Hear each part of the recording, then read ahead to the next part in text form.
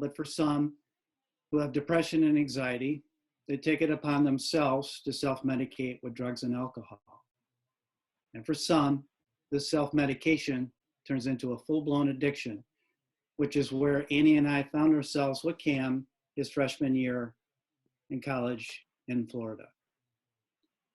Now, for those who have ever had to live with an alcoholic or an addict, then you know what Annie and I were going through. Living with an alcoholic and addict is depressing. It is draining both mentally and physically. This disease breaks trust and shatters families. And the only thing worse, if anything could possibly be worse, is that there's no cure. Cam and people like Cam will suffer through this disease for the rest of their lives. Now, Cam realized he had a problem. He put himself through rehab with all the optimism of his parents, only to see that erode with one relapse after another relapse. Back into rehab, summoning up all our internal optimism, once again to see it erode with one relapse after another relapse. After, at this point, we were all at the end of our ropes. And he found a unique program outside of Bend, Oregon. It was set in the mountains in the forest, and therapists there would work with these young men on their depression and anxiety, certainly their addiction, and then also start developing the foundation for life and coping skills that so many of us take for granted. A month and a half into his recovery, Annie and I were asked to come out to the Parents' Weekend. We eventually found the campsite, and we saw Cam after a month and a half, and he looked great. I couldn't believe his skin, his pallor, his eyes, his demeanor. I don't know what you call joy and relief and smack them together, but that's how Annie and I felt. We gave Cam a big hug, and then Cam looked at us and he said, "Mom and Dad, pick up your sleeping bags and allow me to escort you to your accommodations." So we followed Cam up this hill, and I'm thinking this should be really interesting. And we get to this plateau, and then Cam says, "Mom, Dad, lay out your sleeping bags," which we did. And then Cam takes out this tarp and starts weaving it into branches to form a canopy over our sleeping bags. And I look at Cam and I say, "Cam, a tarp, not a tent?" "No, no tent." "Well, no tent must mean there's no bears." "Oh, no, we have bears. But see, what we do is we take a rope." "Cam, what am I going to do with a rope with a mad charging mama bear?" No, we take the rope and we throw it over the tree. Are you serious? And then we tie up our food and we hoist it up. "Well, Cam, that's terrific for the food, but what about your mom and me?"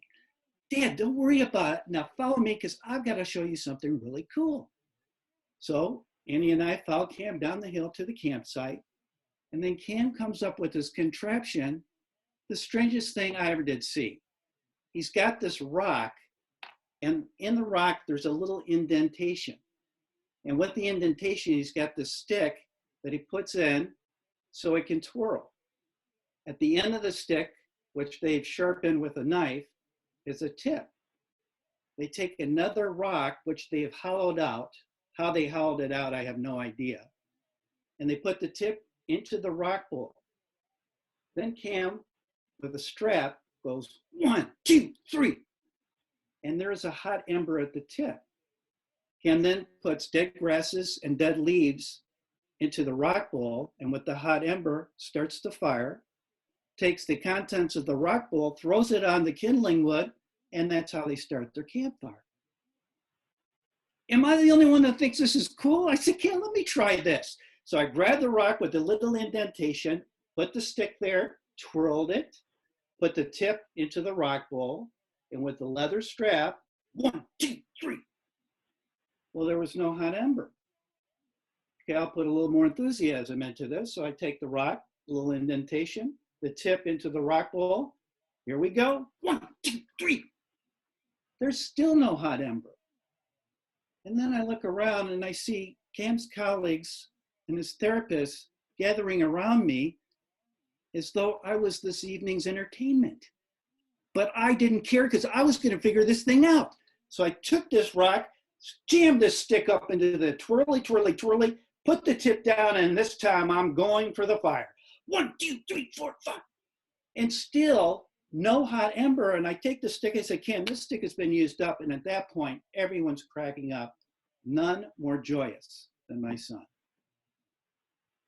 I share this story because these are good kids, young adults.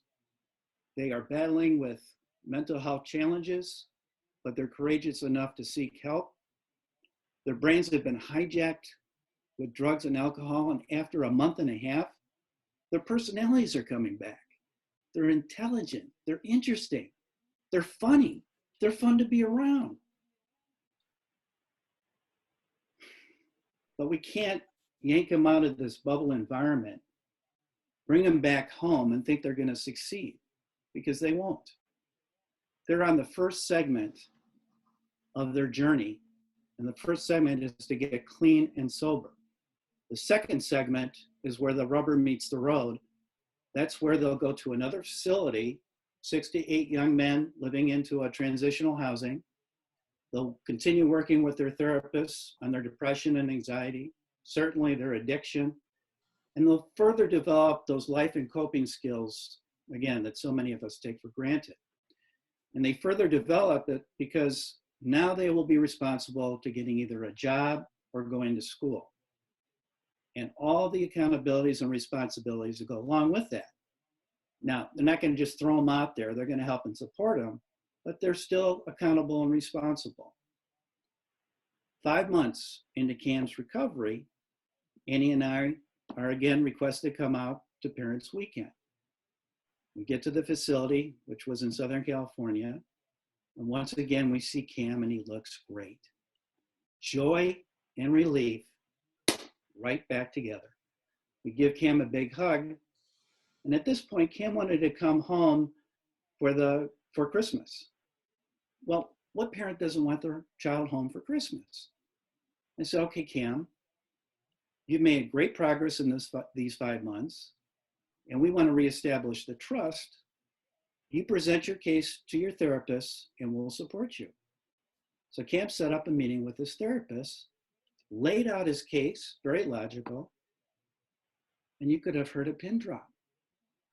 Then one of the therapists who Annie and I really enjoyed, he was a Navy veteran, said, Cam, that is the worst idea I've ever heard. And I'm thinking, I got myself in a jam here because I told Cam I would support him.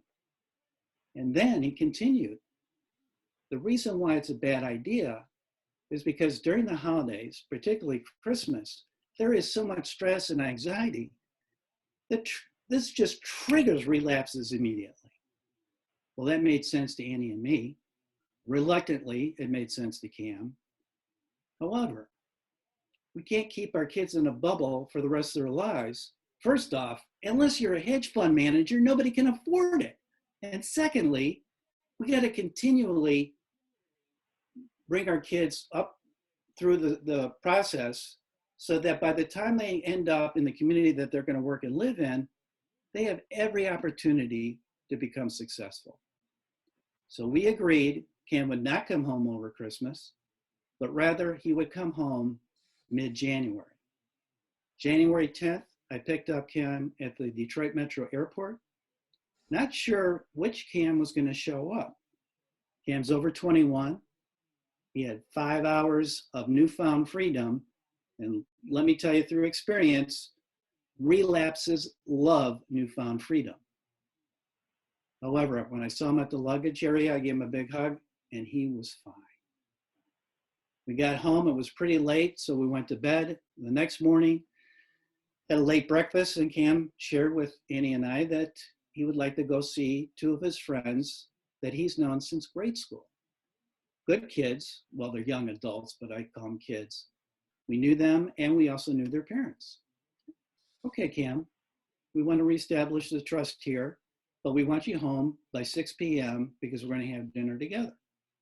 Okay, great. At 5:20 in the afternoon, Cam comes home. and he was fine. We had dinner, great conversation. And then Cam says that he wants to go see another high school friend who we knew struggled immensely getting through high school, but very gifted with his hands. And he worked at the Ann Arbor airport as a mechanic, as well as Willow Run, making a lot of money for someone his age. And he had two little daughters, two of which we had met. He brought them over, and so we knew the two daughters. And to be honest with you, this was a relationship that I liked because it showed Cam what accountability and responsibility really looks like. All right, Cam, that's fine, but we want you home at midnight. Midnight came, no Cam.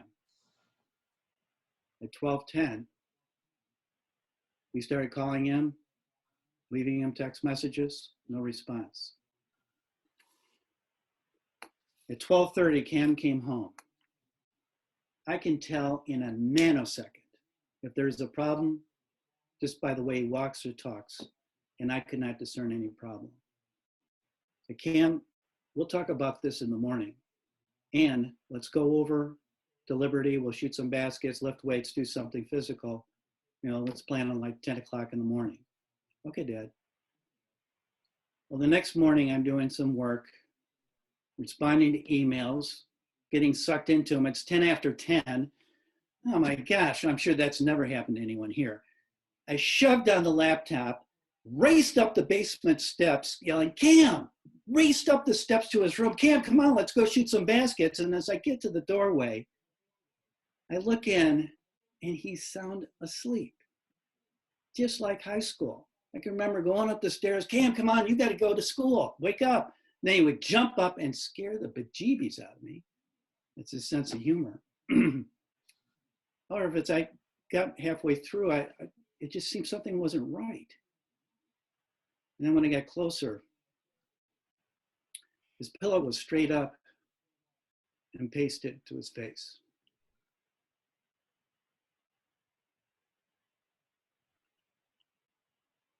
When I met with the detective, and I got to the part where I can tell in a nanosecond, he said, Mr. Smith, I need to interrupt you right there.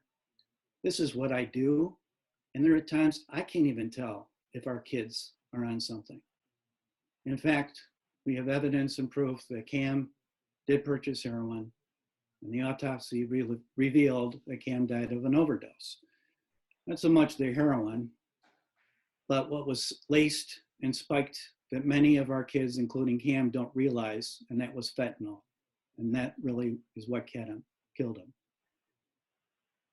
In 2018, there were over 63,000 overdose deaths in the United States. That's according to the Centers of Disease and Control. And I'm going to pull this up here. Let me get the share.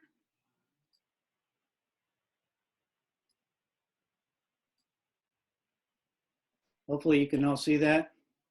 Yes. Okay, good. So this is from the Centers Disease Control and Prevention, and it just shows the overdose deaths of our kids from 1999 on the far left, and in the far right, 67,367 deaths. So it's a slight decrease from the year before, 70,237. By the way, Cam died January 12th, 2018, less than 2 days from the time I picked him up. Now, what people might say, let's not overreact. We're seeing it's improving, and yes, there's some awareness to that. But let's realize that 67,367 deaths are 67,367 deaths too many. When people say, well, it's just a statistic, it's just a number, that's more deaths than all of Vietnam. But hey, it's just a statistic, it's just a number. But I ask myself, and I'll ask all of you, do you think we can just put a lid on the 67,367 of these young people that have died, and all the anguish, the despair, the emotions that they've had, and just bury it with them? Or do you think that in addition to those 67,000 367, there are other people that care, that are in despair, like their brothers and sisters, their cousins, aunts and uncles, two best friends.